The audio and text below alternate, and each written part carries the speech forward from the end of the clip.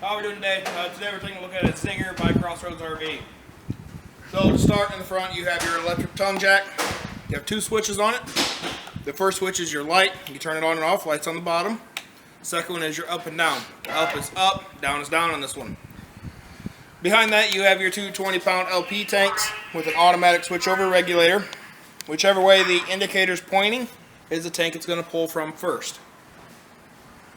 Behind your LP tanks, you have your deep cycle 12-volt battery. And then you have your battery disconnect, which is the red knob. On here it says power on and power off. If you turn it too far, the plunger will come out. Anytime you store the trailer for more than, I'd say, a couple days, go ahead and flip off that battery disconnect. To the left of your battery disconnect is your solar panel prep. Going around to the door side of the trailer, you have a nice big pass-through. Then you have your electric stabilizer switch. Up extends it, down retracts them. You might see one jack come down before the other. That is perfectly normal. They're both going to go until they hit the ground. On your Zinger, you have a carefree awning.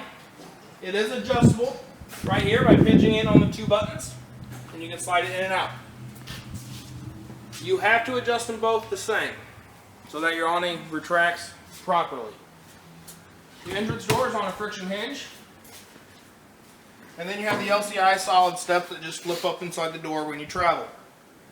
Swing out assist rail just lifts up and flips in front of the door when you travel. And then you have your outside kitchen. The refrigerator on your outside kitchen is electric only. You have to be plugged into shore power for it to work. Then you have your grill.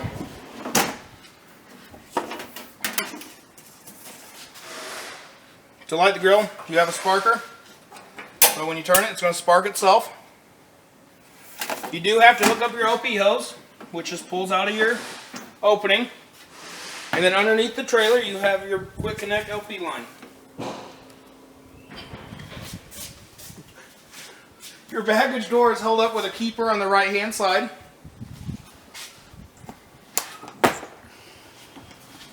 Above your baggage door, you have your outside speaker. You have one up there and one behind your rear door. And the big black thing in the middle is your vent for your range. There are two tabs, one on each side. You flip down in order for it to vent.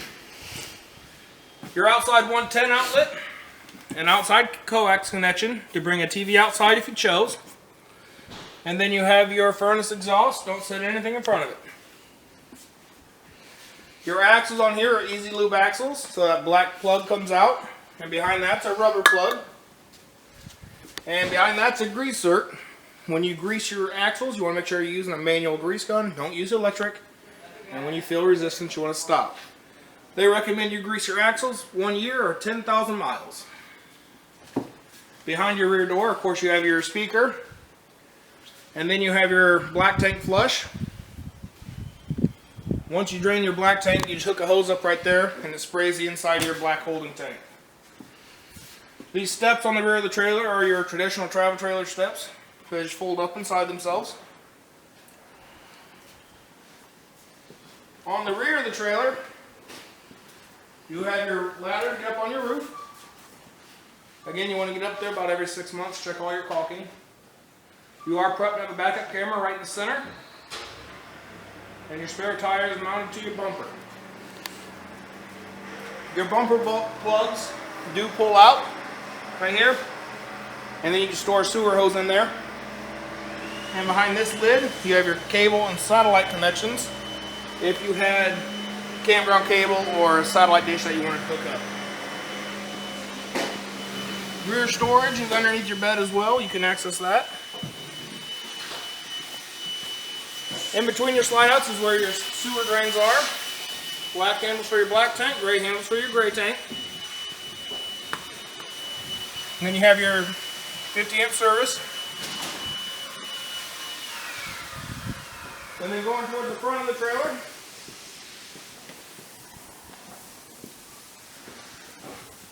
you have your outside shower, your freshwater fill port, and your city water connection. In front of those is your water heater. It's all controlled from inside. And if you look underneath the trailer, you will see a big white handle. That is your freshwater drain.